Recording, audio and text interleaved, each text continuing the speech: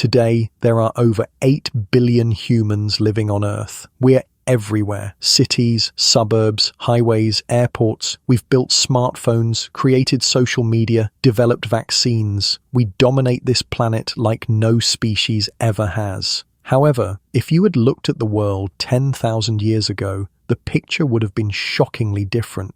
There were maybe 5 million humans scattered across the entire globe. Not 5 billion, not 500 million, just 5 million people total. That's fewer people than live in modern London, and they were living in a world so alien to us that it might as well have been another planet. If you're using this to fall asleep, that's literally why I make them. So, subscribe maybe and tell me where you are and what time. I check comments and it's like Berlin at breakfast, Boston at bedtime, all at once. You know that feeling when you realize how different your life could have been? Like when you think about what would have happened if you'd made one different choice. That's what it's like looking back 10,000 years. Except it's not just your life that would be different, it's everything. The entire trajectory of human civilization hanging on decisions made by people who had no idea they were about to change the world forever. And here's the really crazy part. Nobody understood what was happening until very recently. See, 10,000 years ago puts us right at the end of what geologists call the Pleistocene epoch. The last ice age was finally ending. Massive ice sheets that had covered half of North America and Europe for tens of thousands of years were melting. Sea levels were rising. Entire continents were being reshaped as glaciers retreated and forests expanded into lands that had been frozen tundra for millennia. But the really dramatic changes weren't happening to the landscape. They were happening to us. The story starts with understanding what human life was actually like 10,000 years ago. Forget everything you think you know from movies or documentaries. The reality was both harsher and more sophisticated than most people imagine. Picture this. You're living in what scientists call the Mesolithic period, the Middle Stone Age. Your entire world consists of maybe 25 to 50 people, all related to you within a couple generations. Your band moves constantly, following seasonal patterns that your ancestors have been tracking for thousands of years. You know exactly when the salmon will run up the rivers. You know which valleys will have the best nut harvests in autumn. You know where to find flint for tools, where to find ochre for ceremonial paint, where to find the medicinal plants that can save someone's life or help a woman through a difficult birth. Your knowledge of the natural world would put modern scientists to shame. You can read animal tracks like a book, predict weather patterns weeks in advance, identify hundreds of edible plants, and know exactly when and how to harvest them for maximum nutrition. You know that the bark of willow trees contains compounds that can reduce fever and pain. You know which mushrooms are safe to eat and which ones will kill you. You know how to follow bee flight patterns to locate honey, how to track wounded animals for days across difficult terrain, how to predict where fish will congregate based on water temperature and current patterns. But here's what's incredible. Your ancestors have been living this exact same lifestyle for tens of thousands of years. The tools you use, the hunting techniques, the seasonal migration patterns, the social customs, even the stories you tell around the fire at night, all of it has been passed down virtually unchanged for hundreds of generations. You are living at the end of the longest period of cultural stability in human history. And you have no idea that in just a few centuries, everything is about to change forever. The transformation began in a place that most people today couldn't find on a map, the Fertile Crescent, a curved region stretching from modern-day Iraq through Syria and down into Israel and Palestine. 10,000 years ago, this area looked nothing like the arid landscape you see today. It was a paradise of rolling grasslands, scattered woodlands, and rivers that ran year-round. The climate was perfect, not too hot in summer, not too cold in winter. Rainfall was abundant and predictable. The soil was rich and deep, deposited by thousands of years of seasonal flooding from the Tigris and Euphrates rivers. Most importantly, it was home to the wild ancestors of crops that would eventually feed the world. Wild wheat, wild barley, wild lentils, wild peas. These plants grew in dense stands across hillsides and valley floors. For the nomadic hunters and gatherers who lived there, they provided a reliable food source that could be harvested in enormous quantities during the right season. But something was changing in the climate. The Ice Age was ending, but it wasn't ending smoothly. Global temperatures were fluctuating wildly. Some years brought abundant rainfall and huge harvests of wild grains. Other years brought droughts that lasted for decades. This climate instability created a perfect storm of challenges and opportunities. For nomadic groups, drought was manageable. When food became scarce in one region, you could move to another. When rivers dried up, you could follow your traditional migration routes to areas where water was still available. But some groups in the Fertile Crescent were starting to do something unprecedented. Instead of moving when resources became scarce, they were staying put.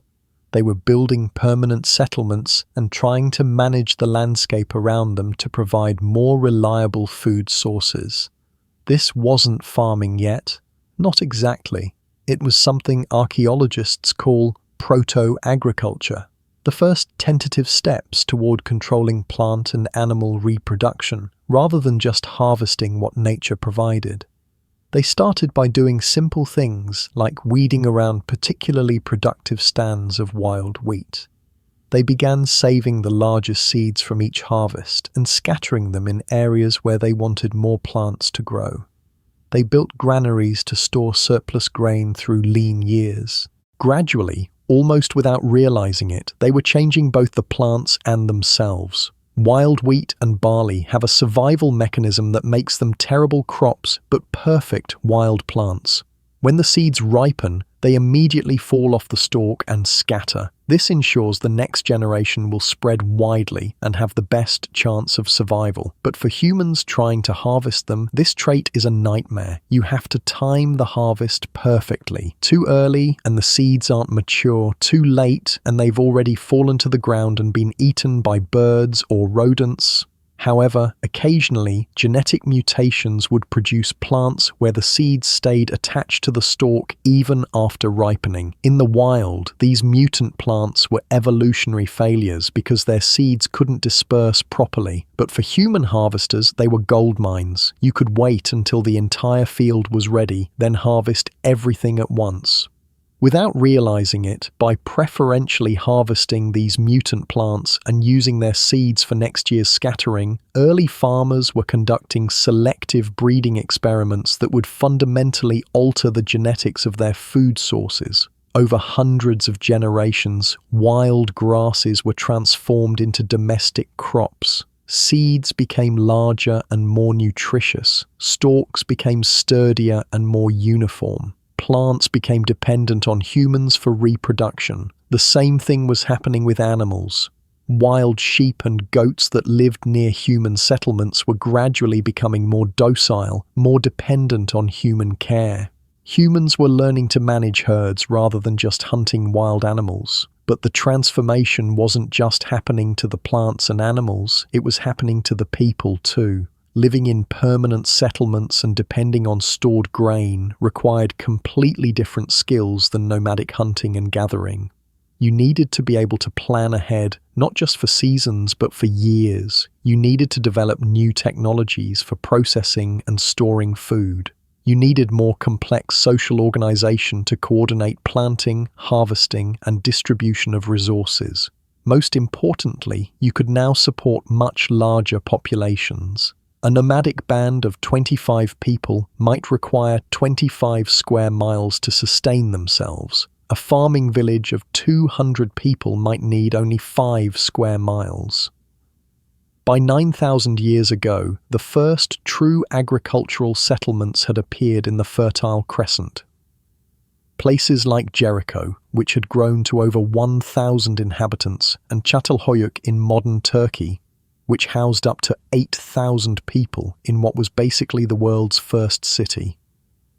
These weren't just bigger versions of hunting and gathering camps. They were fundamentally different forms of human organization. People were beginning to specialize in different occupations. Some focused entirely on farming. Others became toolmakers, potters, traders, or religious specialists. For the first time in human history, not everyone needed to be directly involved in food production. This freed up mental energy and human resources for innovation, art, and the development of increasingly complex technologies.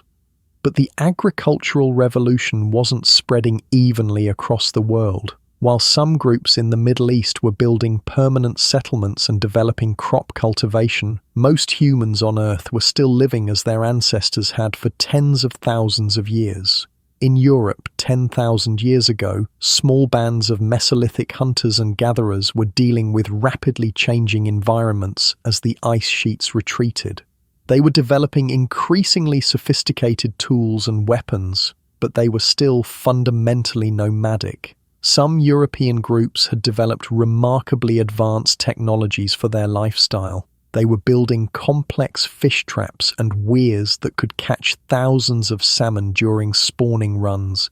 They were crafting composite tools with multiple materials, stone blades set in wooden handles with sinew bindings. They had domesticated dogs and were using them for hunting, hauling, and companionship, but they hadn't made the leap to agriculture. The wild plants available in post-glacial Europe weren't as suitable for cultivation as the grasses of the Fertile Crescent. The climate was still too unstable and unpredictable for reliable crop production. That would change, but not for another 3,000 years, when farming techniques and domestic crops would finally spread north and west from the Middle East.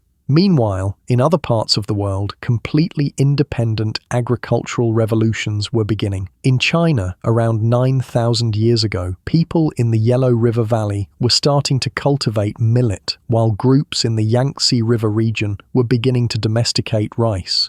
These weren't just random experiments. They were responding to the same kind of climate pressures and opportunities that had driven agricultural development in the Fertile Crescent. The Chinese had their own suite of domesticable plants and animals. Instead of wheat and barley, they had millet and rice. Instead of sheep and goats, they had pigs and chickens. But the basic process was the same, gradually taking control of plant and animal reproduction to create more reliable food sources. In the Americas, where humans had only arrived about 15,000 years earlier, hunter-gatherer societies were developing increasingly sophisticated resource management techniques. In Mexico, people were already experimenting with the ancestors of corn, beans, and squash, crops that would eventually support massive civilizations like the Maya and Aztec. But these developments were still in their infancy.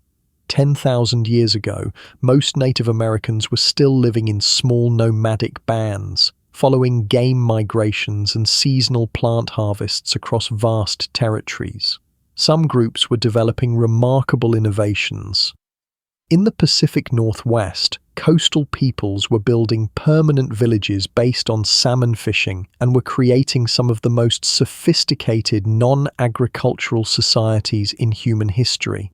They had developed complex social hierarchies, elaborate art traditions, and sustainable resource management practices that supported populations far larger than typical hunter-gatherer groups.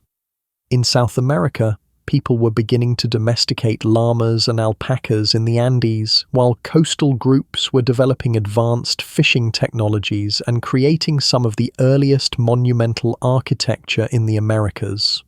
But perhaps the most important developments 10,000 years ago weren't happening in any particular place. They were happening in the realm of human cognition and social organization. This was the period when humans were developing what archaeologists call behavioral modernity, the full suite of mental capabilities that would eventually allow us to build complex civilizations. Language had already evolved, probably tens of thousands of years earlier. But 10,000 years ago, humans were developing increasingly sophisticated ways of storing and transmitting information across generations. They were creating the first systematic notation systems, not writing yet, but consistent ways of recording information using symbols, marks, and patterns. Cave paintings were becoming more complex and standardized. Decorative objects were being used to mark social status and group identity. Most importantly, humans were developing the cognitive ability to think abstractly about the future on timescales much longer than an individual lifetime. Hunter-gatherers planned for seasons and years, but early farmers had to plan for decades and generations. They had to make decisions about land use, crop selection, and resource allocation that wouldn't pay off for years or even decades. This required a fundamental shift in human psychology. For the first time, people were making choices based not just on immediate survival needs, but on abstract concepts of long-term optimization and intergenerational responsibility. They were also developing more complex social hierarchies and specialized roles. In hunter-gatherer societies, everyone is pretty much equal in terms of access to resources and decision-making power. There might be informal leadership based on skill or experience, but there's no permanent class of people who don't have to work for their food. But agricultural settlements required coordination on a scale that informal leadership couldn't handle. Someone had to decide when to plant, when to harvest, how to allocate stored grain during lean periods. Someone had to organize defense against raiders who might try to steal the community's stored wealth. For the first time in human history, social inequality was becoming institutionalized. Some people were gaining permanent authority over others. Some people were accumulating more resources than others. Some people were beginning to live off the labor of others. This wasn't necessarily oppression in the modern sense. Early agricultural communities were still small enough that everyone knew everyone else, and social obligations ran in all directions. But it was the beginning of the social stratification that would eventually lead to kings, priests, nobles, and the complex hierarchical societies that define civilization. Now let's zoom out from these revolutionary changes and think about what daily life was actually like for the majority of humans 10,000 years ago. Because most people on Earth were still living as hunters and gatherers, your day would start before dawn.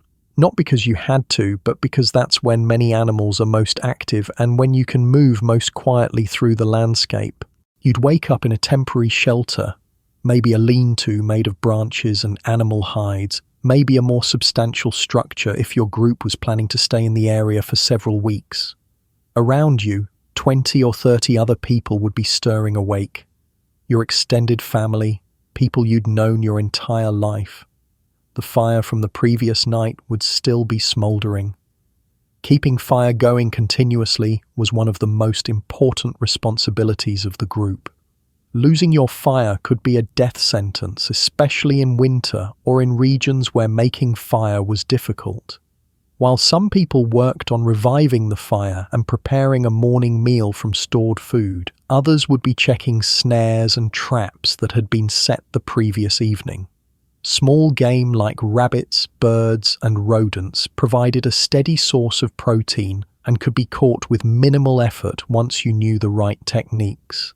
But the main activity of the day would depend on the season, the local environment, and what the group's scouts had discovered in recent days. If it was autumn in a temperate forest, you might be spending the day gathering nuts, walnuts, acorns, hazelnuts, foods that could be processed and stored to provide calories through the winter. This wasn't casual foraging. It was systematic harvesting that required detailed knowledge of when different nuts ripened, which trees produced the best crops, and how to process them to remove toxic compounds and maximize nutritional value. Acorns, for instance, contain bitter tannins that make them inedible in their natural state. But if you know the right techniques, you can leach out the tannins by grinding the acorns into flour and washing it repeatedly in baskets lined with pine needles. The result is a nutritious, storable food that can sustain a family through lean months. If it was spring near a river, you might be participating in a fishing expedition. This could involve elaborate communal efforts, building temporary dams or fish weirs, coordinating groups of people to drive fish into nets, processing and preserving huge quantities of fish that would provide food for weeks. These spring salmon runs were like Christmas, New Year, and Harvest Festival all rolled into one. Thousands of fish would pour up the rivers, and if your group could position themselves in the right spots with the right equipment, they could catch enough protein to last for months. If it was summer on the plains, you might be involved in a bison hunt, one of the most complex and dangerous activities hunter-gatherer societies engaged in. These hunts required coordination between dozens or even hundreds of people from multiple bands. They involved detailed planning, sophisticated knowledge of animal behavior, and incredibly precise timing and execution. The hunters would spend days or even weeks positioning themselves around a herd, gradually driving the animals toward cliff faces or constructed corrals. When everything was ready, they would stampede the bison, using fire, noise, and coordinated movement to panic the animals into running where the hunters wanted them to go. Successful bison hunts could provide thousands of pounds of meat, enough to feed large groups for months, but they also provided hides for clothing and shelter, bones for tools, sinew for binding, and dozens of other materials that were essential for survival. The social aspect of these hunts was just as important as the practical benefits. They were opportunities for different groups to come together, share information, arrange marriages, settle disputes, and maintain the social networks that held hunter-gatherer societies together across vast territories. But not every day involved major hunts or harvests. Much of hunter-gatherer life was spent on maintenance activities that kept the group functioning. Making and repairing tools was a constant activity. Stone tools needed to be resharpened or replaced regularly. A good flint knife might last for weeks or months, but it would gradually become dull and need to be reworked. Clothing and equipment required ongoing maintenance. Hides needed to be treated and retreated to stay flexible. Bowstrings needed to be replaced. Spear points needed to be reattached. Shelters needed to be built, modified, or completely relocated as the group moved through its territory. Even temporary structures required significant labor. A proper lean-to that would keep a family dry and warm through a winter storm might take several people a full day to construct. Processing food was another major time commitment. Raw plant materials often required extensive processing to be edible or nutritious. Acorns needed to be shelled, ground, and leached to remove bitter tannins. Roots and tubers needed to be roasted, boiled, or fermented. Seeds needed to be parched, ground, or sprouted. Animal processing was even more complex. A large kill like an elk or bison had to be butchered quickly before it spoiled. This meant dozens of people working together to skin the animal, separate the meat, prepare it for drying or smoking, clean and treat the hide, extract useful materials from bones and organs. Nothing was wasted. Bones became tools, needles, and decorative objects. Sinew became thread and bowstrings. Internal organs became containers and sources of specific nutrients. Even seemingly useless parts like hooves and antlers had specific applications. These activities weren't just work, they were social occasions. People would sit together, processing food or making tools while sharing information, telling stories, teaching skills to children, and maintaining the cultural knowledge that held the group together. Children weren't just passive recipients of adult care. By age 5 or 6, they were contributing to the group's survival by gathering small items like berries, insects, or bird eggs. By adolescence, they were participating in all adult activities except the most dangerous hunts. Education happened constantly and informally. Children learned by observing, imitating, and gradually taking on more responsibility. By the time they reached adulthood, they possessed an encyclopedic knowledge of their local environment and the skills needed to survive in it. But perhaps the most important aspect of daily life was the social dimension. Hunter-gatherer groups were incredibly egalitarian and cooperative. Resources were shared based on need rather than individual accumulation. Decisions were made through consensus rather than authority. Conflicts were resolved through discussion, ritual, or in extreme cases, group fission rather than violence. This wasn't because hunter-gatherers were naturally more peaceful or cooperative than modern humans. It was because their survival depended absolutely on group cohesion. An individual who couldn't get along with others could literally die of exposure or starvation. The evening was when the social aspects of hunter-gatherer life were most visible. After the day's work was done and the evening meal was shared, people would gather around the fire for conversation, storytelling, music, and ritual activities. This was when cultural knowledge was transmitted most intensively. Elders would tell stories that contained practical information about survival, moral lessons about proper behavior, and mythological frameworks that helped people understand their place in the world. These stories weren't just entertainment, they were the libraries and schools of hunter-gatherer societies. A story about a successful hunt might contain detailed information about animal behavior, weather patterns, and navigation techniques. A story about a plant's spirit might encode knowledge about which plants were safe to eat and how to prepare them properly. Music and dance served similar functions. Rhythmic activities helped synchronize group behavior and reinforce social bonds. Ceremonial activities marked important transitions, births, coming of age, marriages, deaths, and helped maintain the spiritual frameworks that gave meaning to hunter-gatherer life. Sleep came when the fire burned low and conversation wound down. But even then, the social dimension continued. People slept close together for warmth and protection, with children nestled between parents and extended family members. This cycle, wake, work, eat, socialize, sleep, had been repeated with minor variations for tens of thousands of years. It was a stable, sustainable way of life that had allowed humans to successfully colonize almost every environment on Earth. But 10,000 years ago, some groups were starting to break this cycle. They were experimenting with permanence, with accumulation, with the radical idea that humans could reshape their environment rather than just adapting to it. And once that process started, it couldn't be stopped. The transition from hunting and gathering to agriculture wasn't sudden or uniform. It happened gradually, over thousands of years, and it happened differently in different parts of the world. But once a region made the transition, the changes were irreversible and accelerating. Agricultural communities could support much larger populations than hunter-gatherer groups. This meant more people available for innovation, specialization, and the development of new technologies. Permanent settlements allowed for the accumulation of material goods and knowledge in ways that nomadic lifestyles couldn't support. People could build larger, more complex structures. They could develop pottery for storing food and water.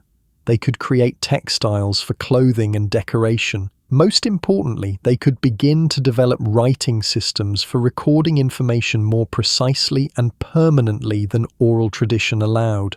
But these advantages came with costs that are still affecting human societies today. Agricultural communities were more vulnerable to environmental disasters than nomadic groups. If crops failed or stored food was destroyed, entire settlements could face starvation in ways that mobile hunter-gatherers could usually avoid by moving to areas where wild foods were still available.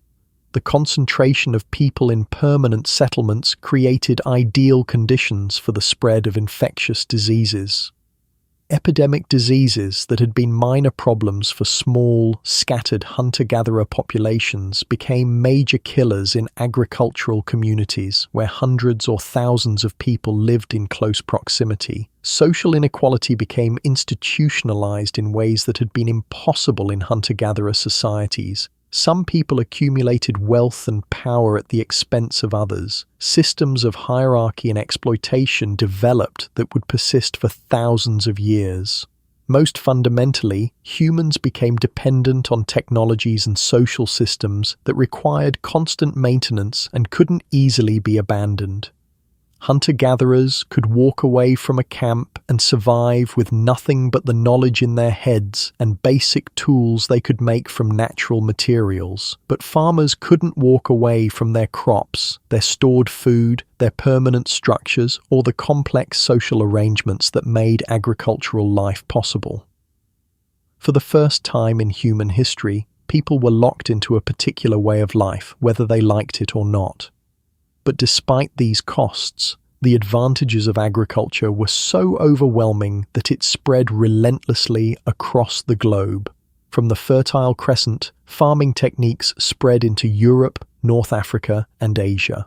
Independent agricultural developments in China, Mesoamerica, the Andes, and other regions created additional centers of innovation and expansion.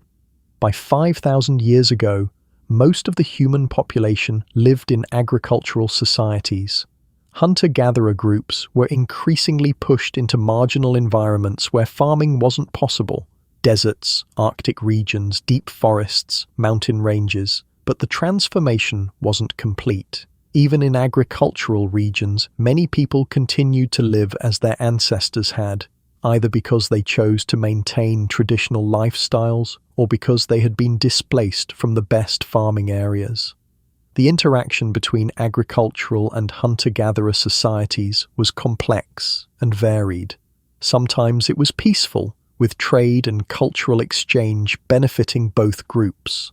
Hunter-gatherers would trade furs, exotic materials, and specialized knowledge for agricultural products and manufactured goods. Farmers would trade surplus food and tools for materials they couldn't produce themselves. Sometimes it was competitive, with farmers gradually displacing hunter-gatherers through sheer numbers and superior resource extraction.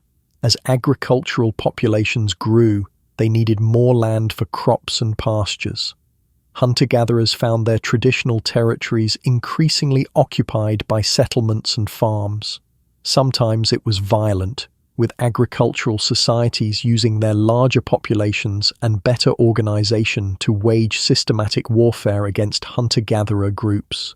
Farmers could field larger armies, maintain supply lines over longer distances, and recover more quickly from military losses.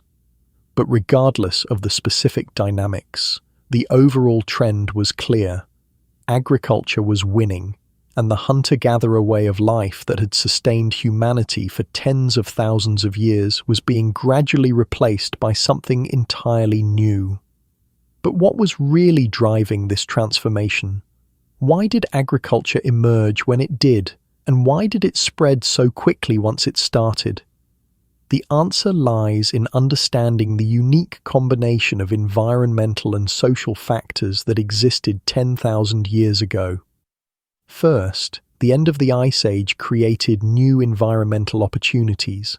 As glaciers retreated and climates stabilized, vast new areas became available for human habitation. Forests expanded into regions that had been tundra. Rivers began flowing year-round through areas that had been frozen for millennia. But more importantly, the post-glacial climate was more predictable than it had been for tens of thousands of years. During the Ice Age, temperatures and precipitation patterns fluctuated wildly from decade to decade. This kind of climate instability made agriculture impossible. You couldn't depend on crops that might fail if the weather changed unpredictably. But as the Ice Age ended, regional climates became more stable. Rainfall patterns became more predictable. Growing seasons became more consistent. For the first time in human history, it became possible to depend on cultivated plants for long-term survival. Second, human populations in some regions had grown large enough to make agriculture necessary. In areas with particularly rich natural resources, hunter-gatherer groups had been able to support larger populations than usual. But as these populations approached the carrying capacity of their environments, they faced a choice: either reduce their numbers through warfare, migration, or population control, or find ways to increase the productivity of their territories. Agriculture offered a third option: intensifying resource extraction to support larger populations without expanding territory. Third, humans had accumulated enough cultural knowledge to make agriculture possible. Successful farming requires detailed understanding of plant biology, soil management, weather patterns, pest control, and food storage. This knowledge had to be developed gradually over many generations of experimentation. By 10,000 years ago, some human societies had reached the point where they possessed the technical knowledge needed to make agriculture work reliably. Fourth, humans had developed the social organization necessary to coordinate agricultural activities. Farming requires much more coordination than hunting and gathering. Planting, weeding, harvesting, and storage have to be carefully timed and organized. Land use has to be planned and allocated. Conflicts over resources have to be resolved peacefully. This required more complex forms of leadership and decision-making than hunter-gatherer societies typically used. By 10,000 years ago, some groups had developed these organizational capabilities. Finally, and perhaps most importantly, humans had evolved the cognitive abilities needed for long-term planning and abstract thinking. Agriculture requires the ability to think systematically about cause and effect relationships that play out over months or years. You have to be able to imagine future scenarios, plan for contingencies, and make decisions based on abstract concepts like probability and optimization. These cognitive abilities had been developing for tens of thousands of years, but they reached a critical threshold around 10,000 years ago that made complex agricultural planning possible for the first time. The convergence of all these factors, environmental opportunity, population pressure, accumulated knowledge, social organization, and cognitive capacity, created the conditions for the agricultural revolution. But once agriculture started, it created its own momentum for further change. Larger populations meant more people available for innovation and specialization. Permanent settlements allowed for the accumulation of tools, materials, and knowledge. Surplus food production freed some individuals from direct involvement in food acquisition, allowing them to focus on other activities like toolmaking, pottery, weaving, or religious activities. Most importantly, agricultural societies were more efficient at extracting resources from the environment than hunter-gatherer societies. This gave them competitive advantages that made expansion and population growth almost inevitable. A farmer could produce enough food to feed 5 or 10 people. A hunter-gatherer could usually only produce enough food to feed themselves and their immediate family. This efficiency advantage meant that agricultural societies could support much larger populations in the same territories, and they could expand into new territories more quickly. When agricultural societies encountered hunter-gatherer societies, the outcome was usually predictable. The farmers could field larger armies, maintain more extensive trade networks, and recover more quickly from disasters. They could offer trade goods, protection, or employment opportunities that gradually drew individual hunter-gatherers away from their traditional lifestyles. Sometimes the transition was peaceful. Hunter-gatherers would gradually adopt agricultural techniques and settle into permanent communities.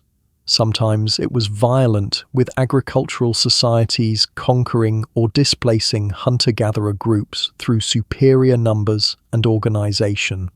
But either way, the result was the same. Agriculture spread, hunter-gatherer societies disappeared or were marginalized, and human societies became increasingly complex and hierarchical. By 8,000 years ago, agricultural societies had developed most of the basic technologies that would define human civilization for the next several millennia.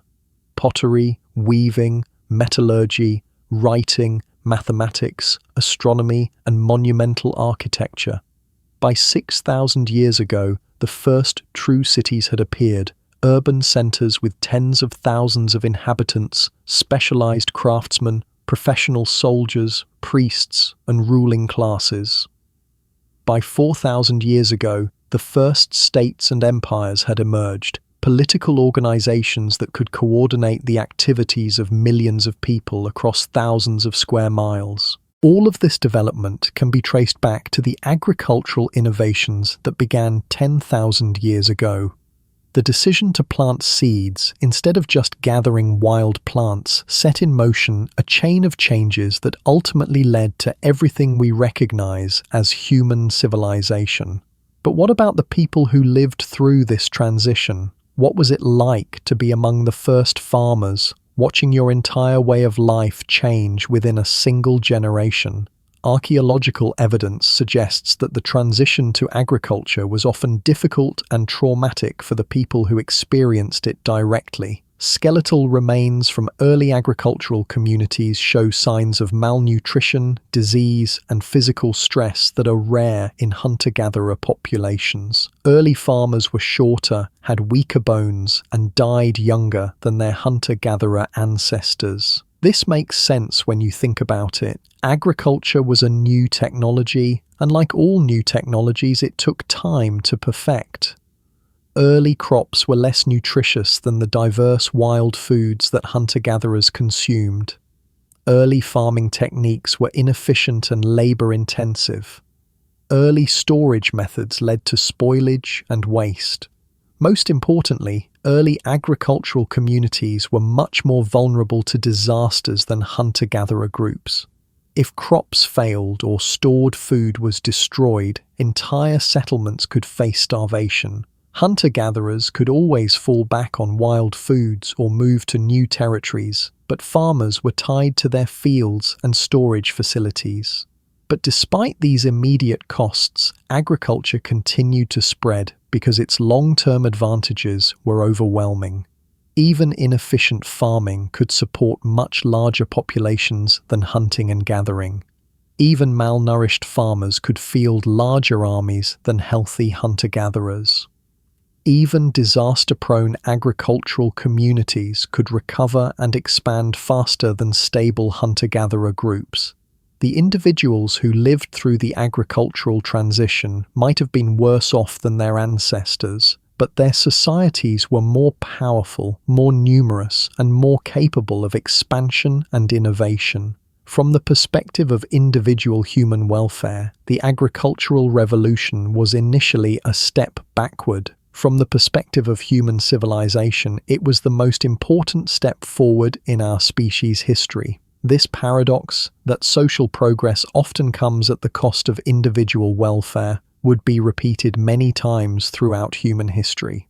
The Industrial Revolution, urbanization, and technological development have all followed similar patterns, creating enormous benefits for human societies, while often making life more difficult for the individuals who live through the transitions. Understanding this pattern helps explain why social change is often resisted even when it leads to obvious long-term benefits. The people who pay the immediate costs of change are not always the same people who receive the long-term benefits. But 10,000 years ago, the people making these transitions had no way of knowing what the long-term consequences would be. They were just trying to solve immediate problems: how to feed their families, how to survive harsh seasons, how to protect themselves from enemies. Their solutions to these problems, planting crops, building permanent settlements, developing new technologies and social organizations, seemed like modest innovations at the time. Nobody could have predicted that these changes would ultimately lead to cities, states, and global civilization. But that's exactly what happened. The agricultural revolution that began 10,000 years ago created the foundation for everything that followed. And now, Looking back from our perspective, we can see how the decisions made by a few thousand people in a small region of the Middle East ultimately shaped the destiny of our entire species. Today, over 99% of humans live in societies that are fundamentally agricultural in their organization. Even in the most industrialized countries, our social structures, legal systems, and cultural values are built on foundations laid by the first farmers. Our concepts of property ownership, social hierarchy, specialized occupations, and long-term planning all trace back to innovations that were first developed in early agricultural communities. Our cities, our governments, our religions, and our technologies are all elaborations of social forms that emerged when humans first learned to control plant and animal reproduction rather than just harvesting what nature provided. We are all descendants of those early farmers, not just genetically but culturally. The way we think about work, family, community, and our relationship with the natural world has been shaped by thousands of years of agricultural organization. But we're also living through another transition that might be as significant as the agricultural revolution. The development of digital technologies, artificial intelligence, and global communication networks is creating new forms of social organization that are as different from industrial societies as agricultural societies were from hunter-gatherer bands.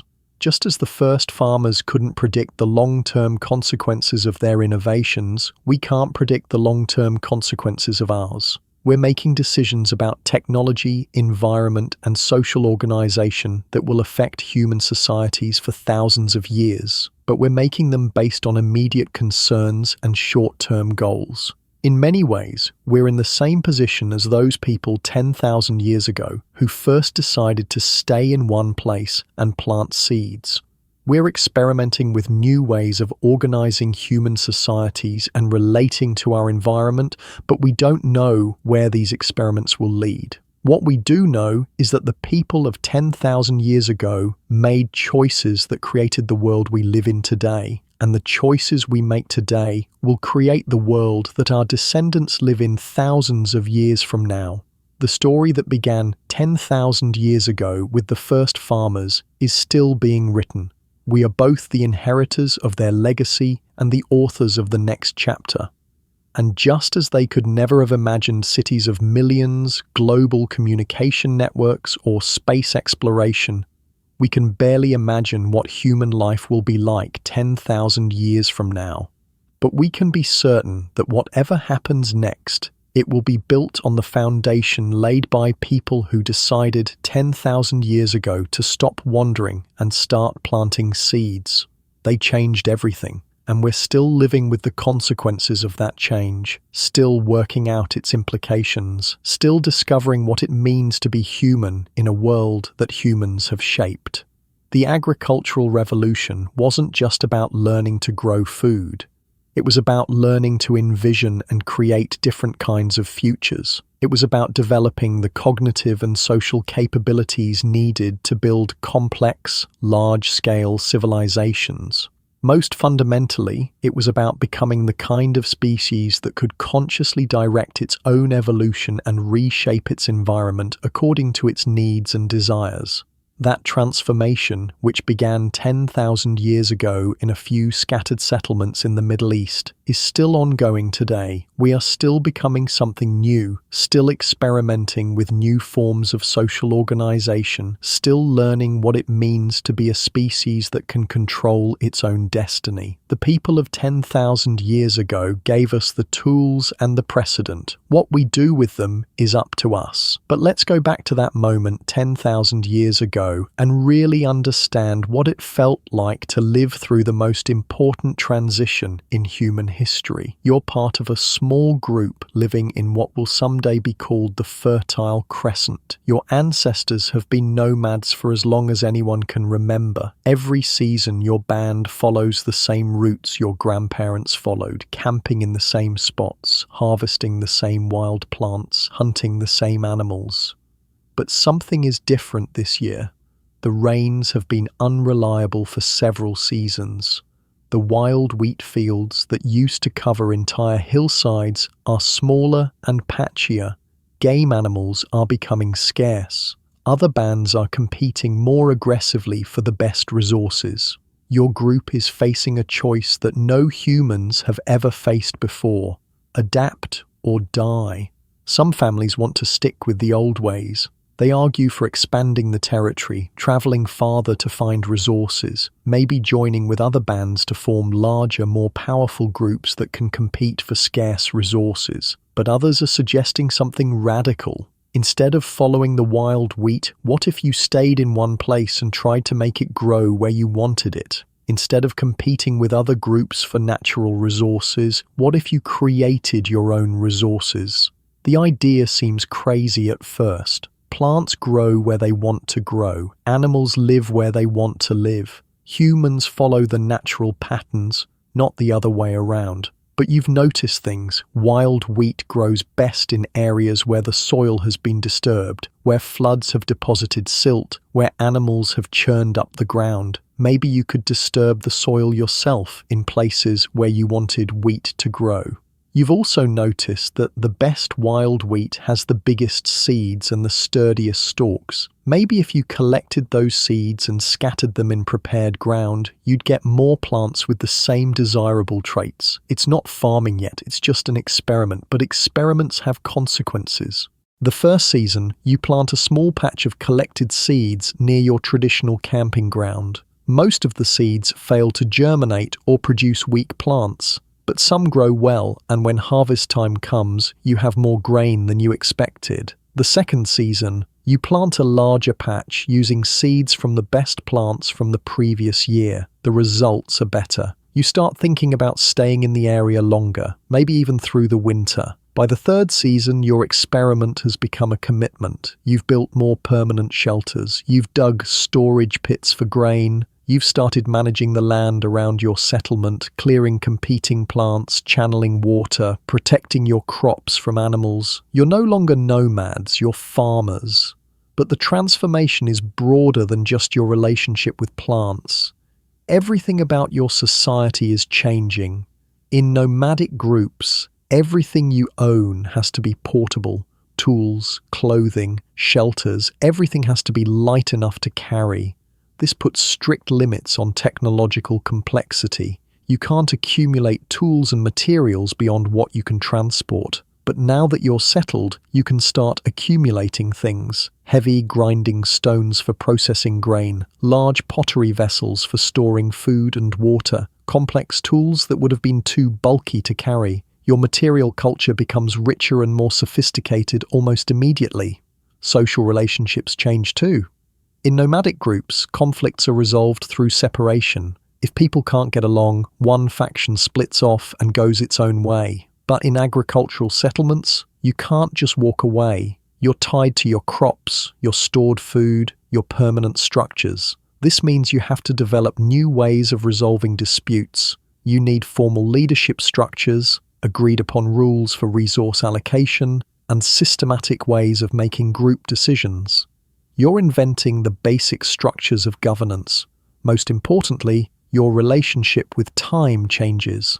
Nomads live in cyclical time, the same seasonal patterns repeating endlessly. But farmers live in linear time, making decisions today that will affect harvests months or years in the future. You start thinking about improvement rather than just survival. How can next year's crop be better than this year's? How can you make your tools more efficient? How can you organize your work to get better results? For the first time in human history, people are consciously trying to create progress rather than just maintain stability. But progress comes with costs that become obvious very quickly.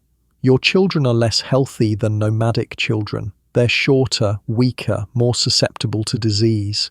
This isn't because you're doing anything wrong. It's because early agriculture provided fewer nutrients than the diverse diets of hunter-gatherers.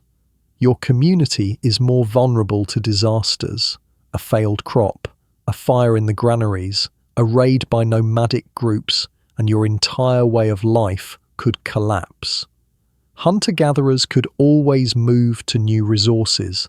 but farmers are stuck with their investments. Social tensions increase.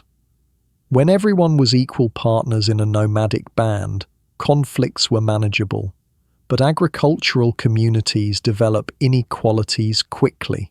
Some families have better land, better crops, more stored surplus. Some people become leaders, others become followers. Some people work harder, others benefit from their labor. You're creating the conditions for the first-class conflicts in human history, but you're also creating something unprecedented: surplus. For the first time in human history, some people can produce more food than they personally need. This extra food can support people who aren't directly involved in food production: craftspeople, traders, priests, warriors, inventors. Within a few generations, your agricultural community has developed specialists who work full-time on pottery, tool-making, textiles, or religious activities. These specialists can focus entirely on their crafts, becoming more skilled than part-time craftspeople ever could. The results are dramatic. Your pottery becomes more sophisticated and standardized. Your tools become more efficient and durable. Your textiles become more complex and decorative. Your religious ceremonies become more elaborate and meaningful. You're creating the first true civilization. But the changes don't stop there. Success breeds success, and problems breed solutions. As your community grows, you need better ways of keeping track of resources, debts, and obligations. Someone invents a system of tokens or marks to represent quantities of grain, animals, or labor. It's not writing yet, but it's the beginning of symbolic information storage that will eventually lead to literacy. As your population expands, you need better ways of coordinating activities and resolving disputes. Someone develops formal rules about land use, resource sharing, and conflict resolution. It's not law yet, but it's the beginning of systematic governance that will eventually lead to legal codes and political institutions. As your technological capabilities improve, you need better ways of organizing complex projects. Someone figures out how to coordinate the labor of dozens of people to build irrigation canals, fortifications, or ceremonial structures. It's not engineering yet, but it's the beginning of large-scale construction that will eventually lead to cities and monuments. Each innovation creates new possibilities and new problems, driving further innovation in an accelerating cycle of technological and social development. Within a few thousand years, your small experimental farm has become the seed of the first urban civilization. Villages have grown into towns, towns into cities, cities into city-states with territories covering hundreds of square miles and populations numbering in the tens of thousands. But the transformation isn't uniform. Different regions develop different solutions to the challenges of agricultural life. In Mesopotamia, people develop irrigation systems and cuneiform writing. In Egypt, they develop river management and hieroglyphic writing. In China, they develop different crops and different social structures. Each agricultural society is an experiment in human organization, testing different approaches to the fundamental problems of how to coordinate large numbers of people, how to manage resources efficiently, and how to maintain social stability while promoting innovation. Most of these experiments fail. Archaeological sites across the world show the remains of agricultural settlements that thrived for centuries before collapsing due to environmental degradation, social conflict, or external pressures.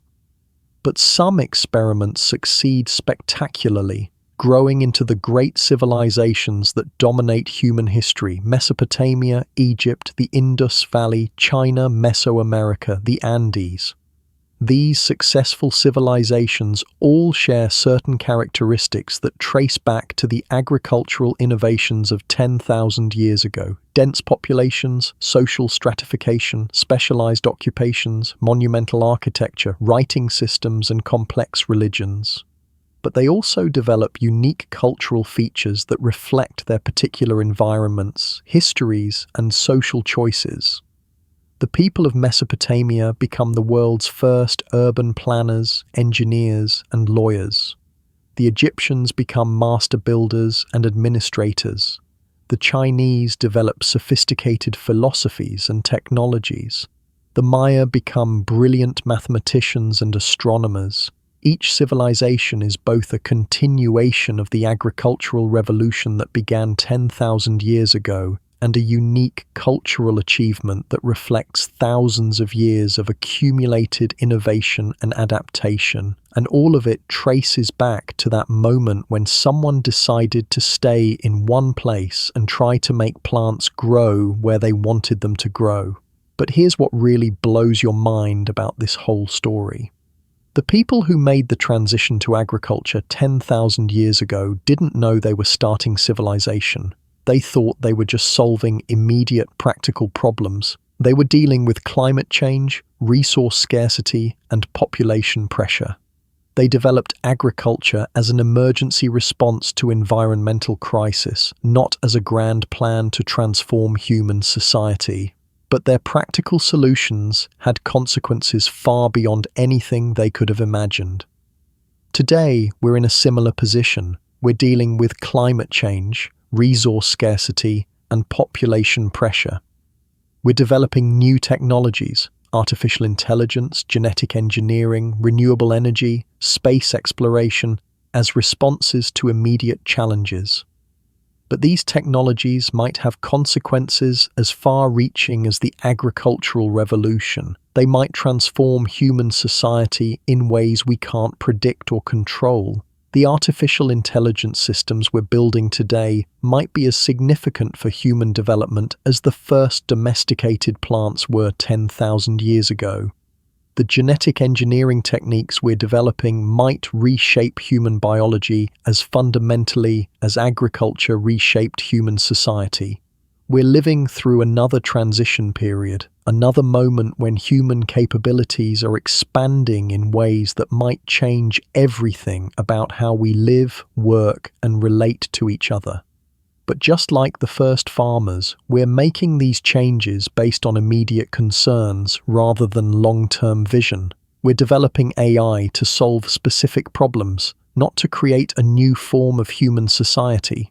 We're editing genes to treat diseases, not to direct human evolution. But the cumulative effect of all these individual innovations might be as transformative as the agricultural revolution was 10,000 years ago.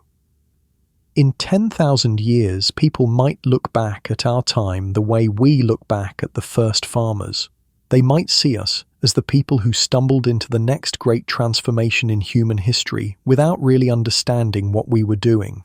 And maybe that's how progress always works.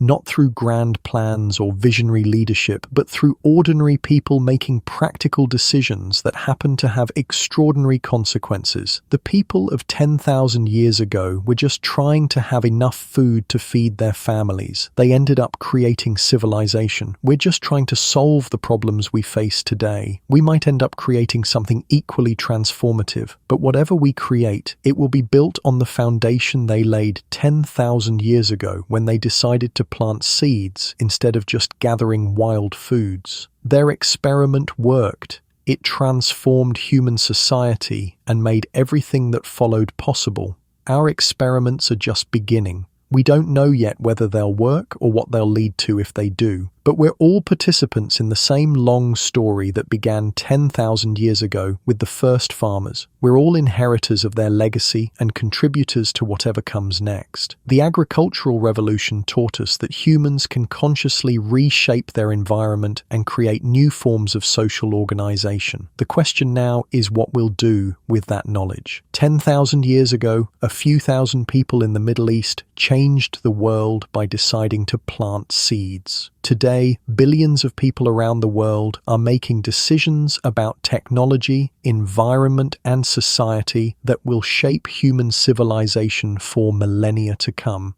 The story continues, and we're all writing it together. But there's another dimension to this story that we haven't fully explored yet. What was happening in the rest of the world while the agricultural revolution was transforming the Middle East? 10,000 years ago, most of the planet was still in the grip of the last ice age's aftermath. Huge areas that are now densely populated were still under ice or just emerging from glacial conditions. The Great Lakes of North America had just formed from glacial melt. The English Channel was still mostly dry land.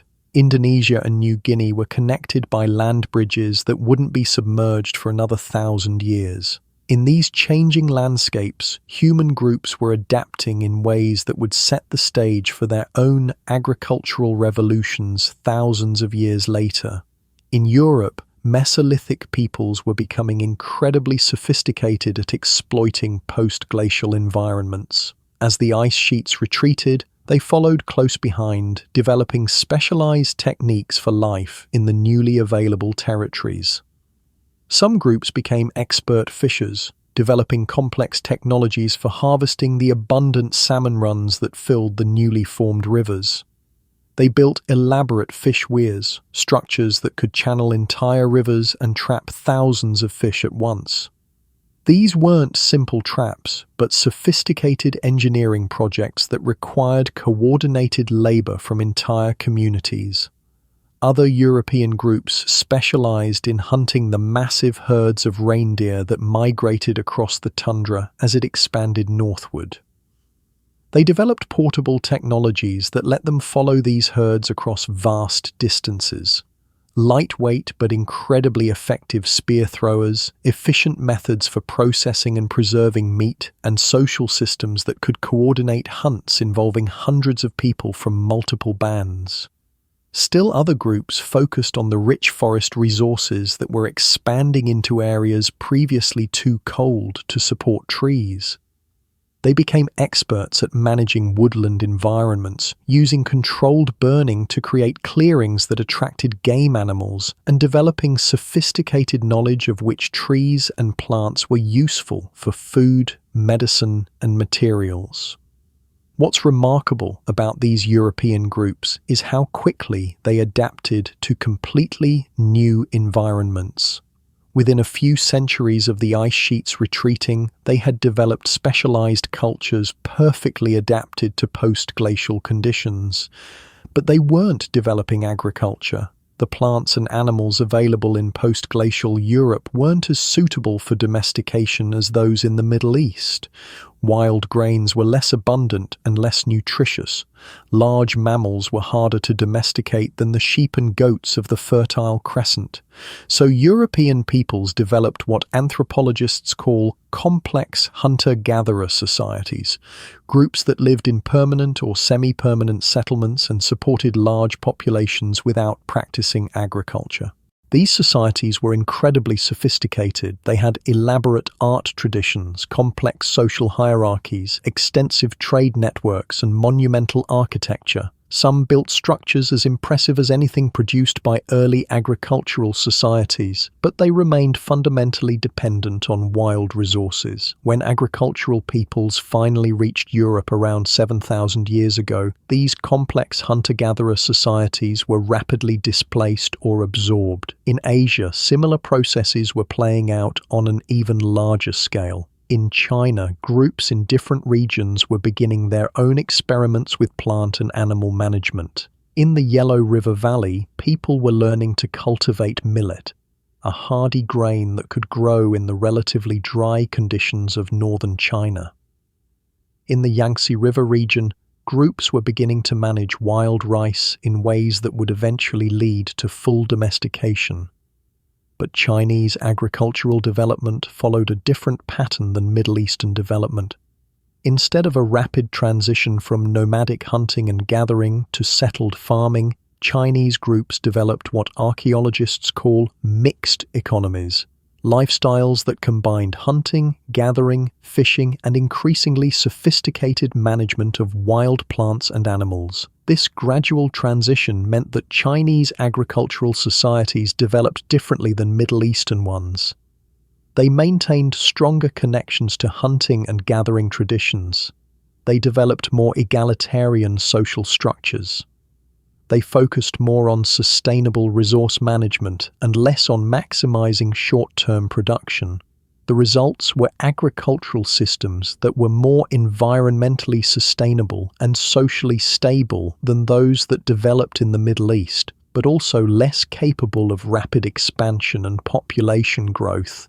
In the Americas, human societies were dealing with completely different challenges and opportunities. Remember, humans had only reached the Americas about 15,000 years ago, very recently in archaeological terms. They were still in the process of exploring and adapting to environments that no human had ever seen before. Some American groups were developing remarkable innovations in response to these unique conditions. In the Pacific Northwest, coastal peoples were creating some of the most complex non-agricultural societies in human history. They lived in permanent villages with populations in the thousands, supported by the incredible abundance of salmon runs and marine resources. These societies developed elaborate art traditions, complex social hierarchies, and monumental architecture, all without agriculture. They built massive cedar houses that could shelter dozens of families. They carved enormous totem poles and ceremonial masks.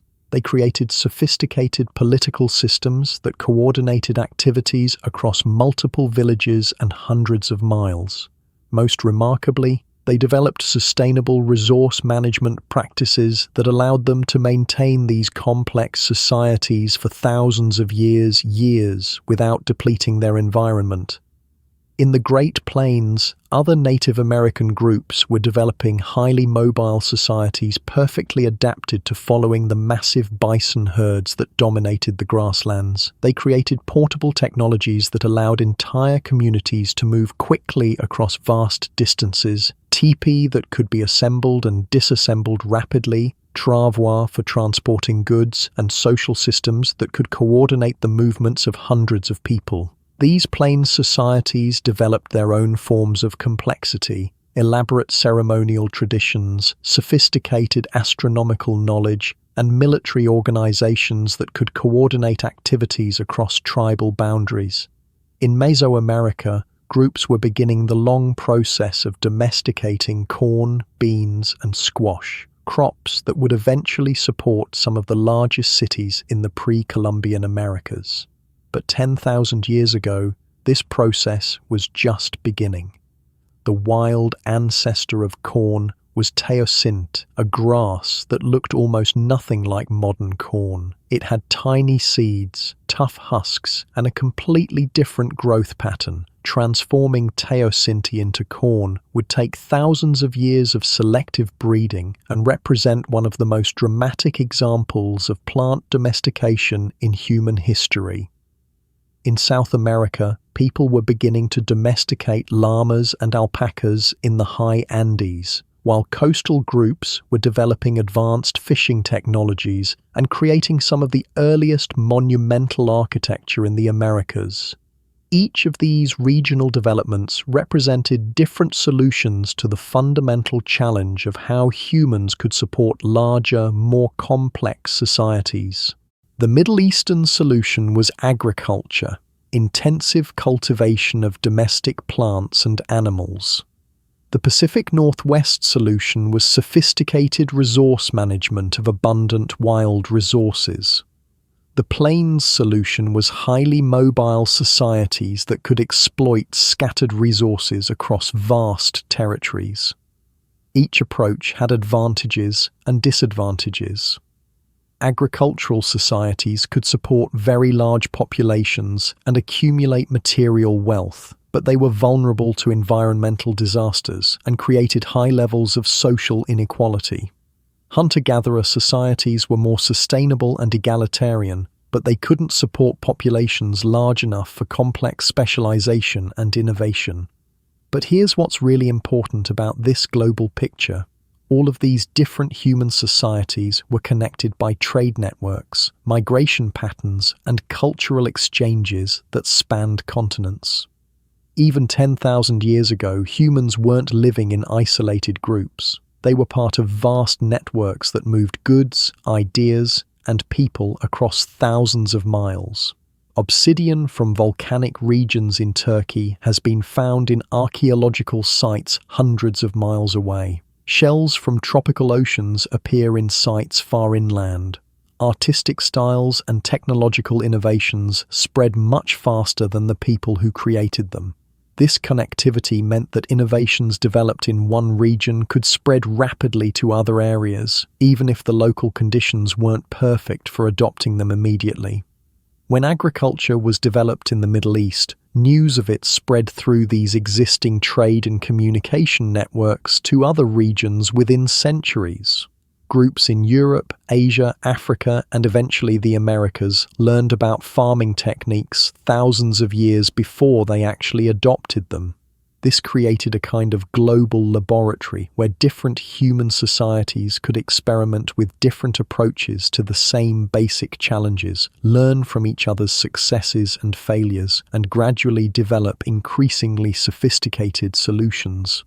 The result was that by 5,000 years ago, humans had developed an incredible diversity of social forms, from small egalitarian bands to massive hierarchical empires, from nomadic herders to urban craftspeople, from simple foragers to sophisticated engineers. But all of these different societies shared certain fundamental characteristics that had been developed during the Great Transition that began 10,000 years ago. The ability to plan for the long term, the cognitive flexibility to adapt to changing circumstances, and the social skills needed to coordinate activities across large groups of people. These are the capabilities that define modern humans. They're what allowed us to build the complex civilizations we live in today. And they all trace back to developments that began 10,000 years ago when some groups decided to experiment with controlling plant and animal reproduction rather than just harvesting what nature provided. But there's another aspect of this story that's crucial for understanding who we are today. The role of environmental change in driving human innovation. 10,000 years ago, the Earth's climate was changing rapidly. The Ice Age was ending, but it wasn't a smooth transition. Global temperatures fluctuated wildly. Sea levels rose and fell unpredictably. Regional weather patterns shifted constantly. These environmental pressures created both challenges and opportunities for human societies. Groups that could adapt quickly to changing conditions thrived. Groups that were locked into rigid survival strategies often didn't survive. This period of environmental instability selected for human traits that are still defining characteristics of our species: cognitive flexibility, innovative problem solving, and the ability to cooperate across large social groups. But it also established patterns of human-environment interaction that are still playing out today. The agricultural revolution didn't just change how humans got their food, it changed the fundamental relationship between humans and the natural world. For millions of years, humans had lived as part of natural ecosystems, subject to the same environmental constraints as other species. We took what nature provided and adapted our behavior to fit natural cycles and patterns. But agriculture reversed this relationship. Instead of adapting to the environment, humans began adapting the environment to human needs. Instead of fitting into natural ecosystems, humans began creating artificial ecosystems designed to maximize human survival and reproduction. This was the beginning of the process that eventually led to humans becoming what scientists call a geological force, a species whose activities can reshape entire landscapes and alter global environmental systems. Today, human activities affect every aspect of the planet's environment. We've altered the chemical composition of the atmosphere, changed the course of rivers, created new landforms, and driven the evolution of other species. This transformation began 10,000 years ago when the first farmers decided to clear forest land for crops, divert streams for irrigation, and selectively breed plants and animals for human purposes. Each generation of farmers made small modifications to their local environment. Over thousands of years, these modifications accumulated into landscape-scale transformations. Ancient farmers terraced hillsides to prevent erosion, created irrigation systems that changed river flows, and cleared forests to create agricultural land. They didn't intend to reshape entire regions, but the cumulative effect of their individual decisions was exactly that.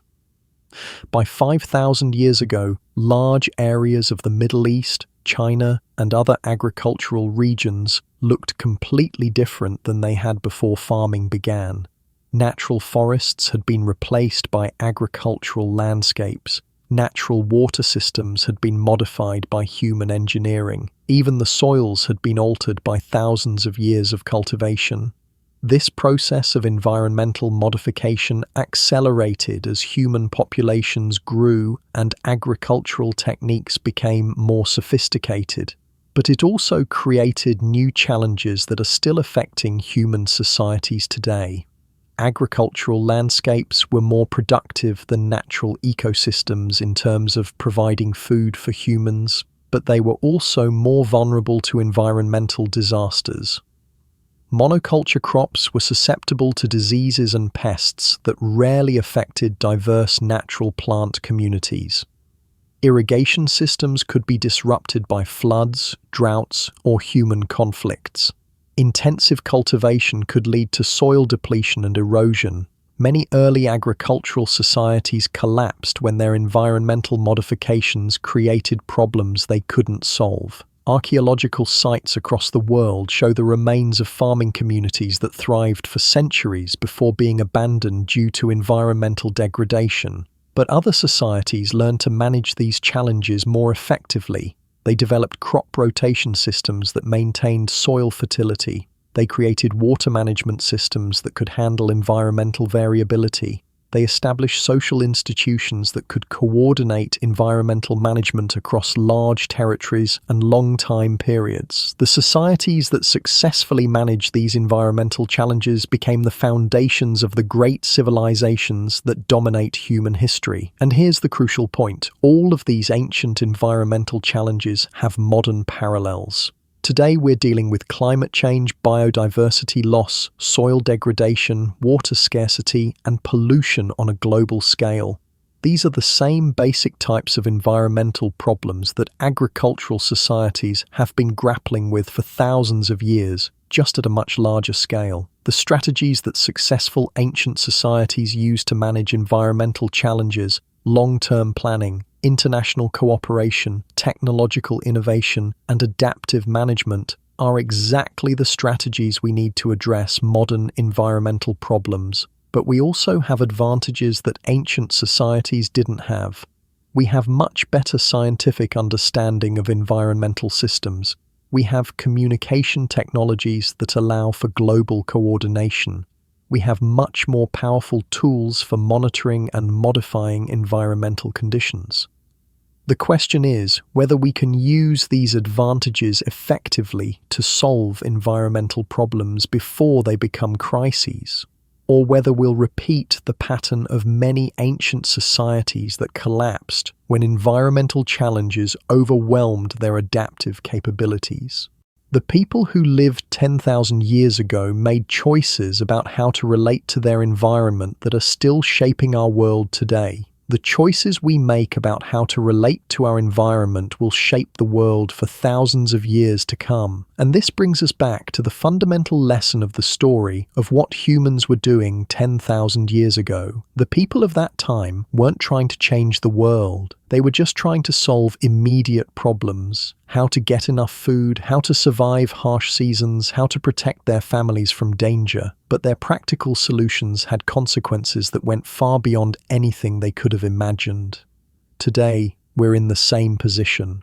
We're trying to solve immediate problems, climate change, poverty, disease, conflict, without fully understanding what the long-term consequences of our solutions might be. The technologies we're developing, the social institutions we're creating, and the environmental modifications we're making will shape human civilization for millennia to come.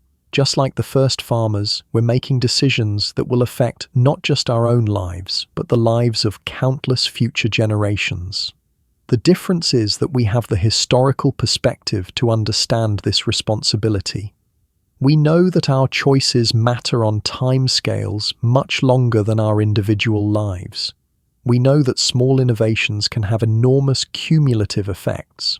We know that the way we solve today's problems will create tomorrow's opportunities and challenges.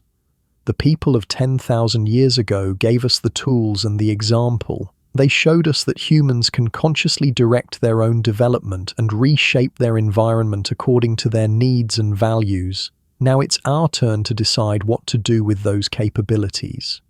The agricultural revolution that began 10,000 years ago is still ongoing. We're still learning how to balance human needs with environmental sustainability. We're still experimenting with different forms of social organization. We're still discovering what it means to be a species that can control its own destiny. But we're doing so with a much better understanding of the stakes involved. We know that our decisions will echo through history the way the decisions made 10,000 years ago are still echoing through our lives today. That's both a tremendous responsibility and an incredible opportunity. 10,000 years ago, a few thousand people in scattered settlements around the world started experimenting with new ways of getting food and organizing their societies. Today, billions of people around the world are experimenting with new technologies, new social systems, and new ways of relating to the environment. The scale has changed, but the fundamental human challenge remains the same: how to create sustainable, prosperous, meaningful lives in a world that's constantly changing. The story that began 10,000 years ago is our story. The experiments that started then are still continuing. The choices that were made then are still affecting us, and the choices we make now will still be affecting people thousands of years in the future. We are all part of the same long human journey that began when someone decided to plant a seed instead of just gathering wild food, and that journey is far from over.